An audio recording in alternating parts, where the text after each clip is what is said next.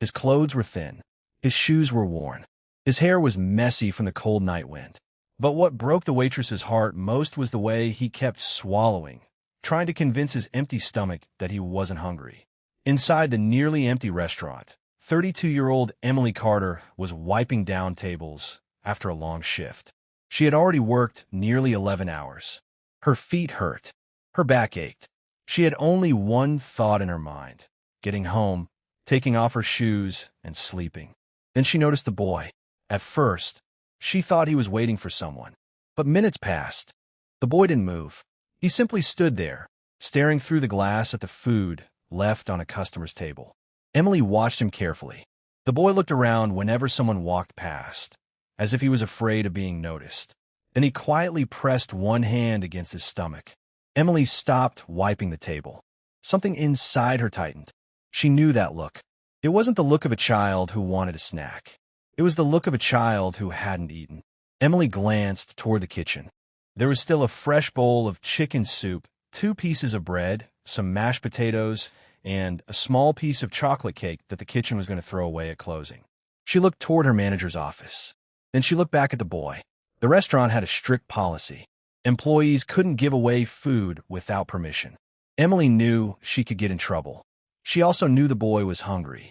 And sometimes, there are moments when a person has to decide whether following a rule matters more than following their heart. Emily walked toward the front door and opened it. The boy immediately stepped backward. "Hey," Emily said softly. "You don't have to run." The boy lowered his eyes. "I'm not doing anything. I know. I wasn't stealing. I know that too." The boy looked confused. Emily smiled. "Are you hungry?" The boy shook his head. It was such an obvious lie that Emily almost smiled sadly. "No." Another shake. Emily crouched down so they were at the same level. "When was the last time you ate?" The boy didn't answer. Emily waited. Finally, he whispered, "Yesterday." Her smile disappeared. "Yesterday morning?" He shook his head. "Yesterday afternoon?" Another shake. "Yesterday night?" The boy looked down. "Yesterday at school." Emily felt her chest ache. "You haven't eaten since school lunch?" The boy shrugged. "I wasn't that hungry." Emily knew he was pretending to be strong. She had seen adults do the same thing. People who couldn't afford rent would say they were fine. People who had no money for medicine would say they could wait. People who were lonely would say they enjoyed being alone. And hungry children sometimes learned to say they weren't hungry because they didn't want to become another problem for the adults around them. Emily stood. "Come inside." The boy immediately shook his head. "I can't." "Why?" "My mom said I shouldn't bother people." Emily looked at him. "Your mom is right about one thing." The boy looked nervous. "What?" "You shouldn't bother people." Emily smiled. "But eating isn't bothering anyone."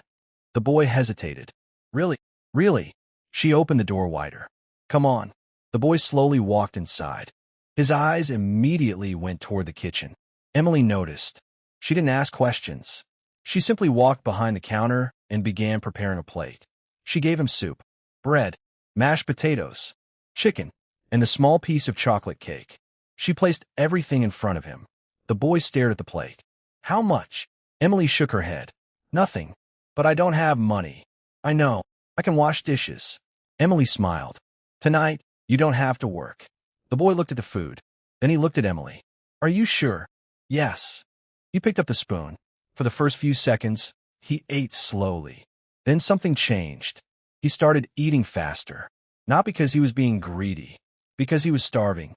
Emily quietly walked away and pretended to organize the counter so he wouldn't feel embarrassed. She watched him from the corner of her eye. The boy finished the soup, then the chicken, and the potatoes. He ate the bread so quickly that he nearly choked. Emily brought him a glass of water. "Slow down." He nodded. Then he looked at the cake. He didn't touch it. "Don't you like chocolate cake?" "You do." "Then why aren't you eating it?" He carefully wrapped the cake in a napkin. "I'm taking it to my little sister." Emily froze. "You have a sister?" He nodded. "She's 5. Has she eaten?" He looked away.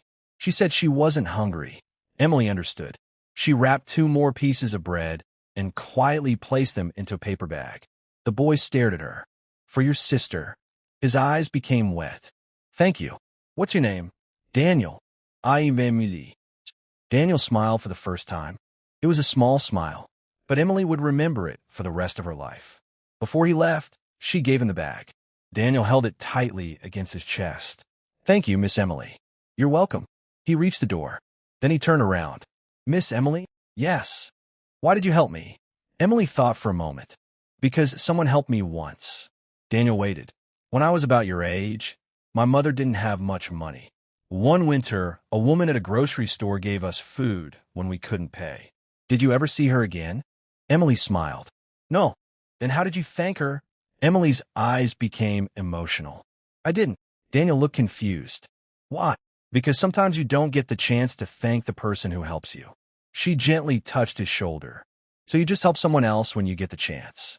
Daniel nodded. Then he walked into the cold night. Emily watched until he disappeared around the corner. She had no idea that by sunrise, her life would change forever. The next morning, Emily arrived at the restaurant at 6:30 a.m. She was exhausted. She had barely slept. She kept thinking about Daniel. She wondered where he lived. She wondered if his sister had eaten the cake. She wondered why an 8-year-old boy was wandering outside a restaurant alone so late at night. But when Emily walked through the restaurant doors that morning, she immediately knew something was different. Her manager, Mr. Harris, was standing near the front counter. Beside him were two strangers wearing expensive coats. Emily stopped. "Mr." Harris looked serious. "Emily, come here." Her heart dropped. She thought about the food. Maybe someone had complained. Maybe there was a camera. Maybe she was going to lose her job. Emily slowly walked over. "Yes, sir." "Mr." Harris looked at her. "Do you remember a boy from last night?" Emily swallowed. "Yes." "His name is Daniel?" She nodded. "Yes." "Mr." Harris exchanged a glance with the two strangers. Then one of them stepped forward. He was a man in his early 40s. His name was Michael Bennett. He looked exhausted. His eyes were red, as though he hadn't slept. "Are you Emily?" "Yes." Michael took a breath. "Did you give my son food last night?" Emily's eyes widened. "Your son?" Michael nodded. "Daniel." Emily immediately became worried. "Is he okay?" Michael's eyes filled with tears. "He's safe."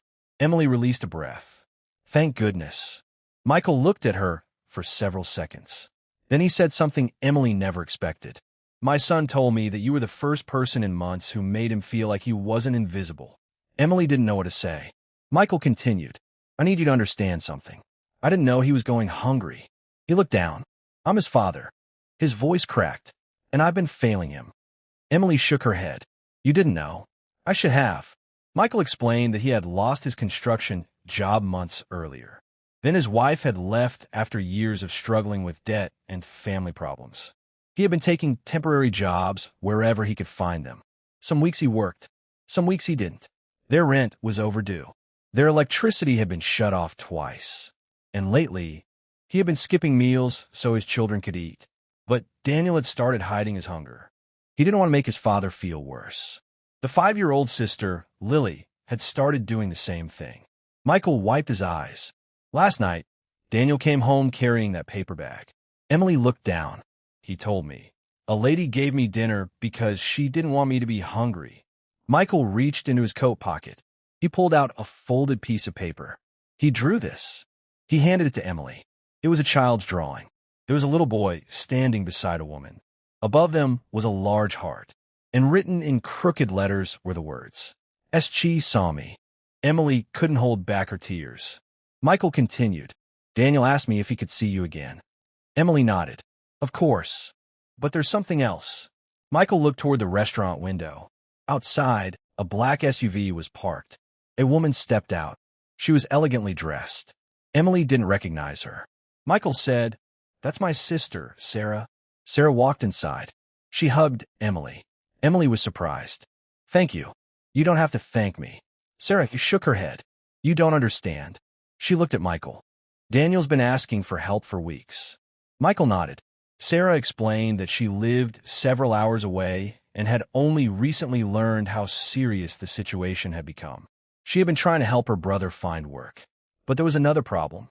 Michael had become so ashamed of his circumstances that he stopped answering calls. He didn't want anyone to know how badly things had gotten. Sarah looked at Emily. "Last night changed something." "What?" Daniel told his father that if a stranger could care about them, maybe they weren't alone after all. Emily looked down. She didn't feel like she had done anything extraordinary. She had only given a hungry child dinner. But Sarah shook her head. Sometimes the smallest thing is enormous to someone who has nothing. That morning, Sarah and Michael had arranged temporary housing for the family. Sarah had also contacted a local community organization. A grocery store owner offered Michael part-time work. Mr. Harris quietly decided that the restaurant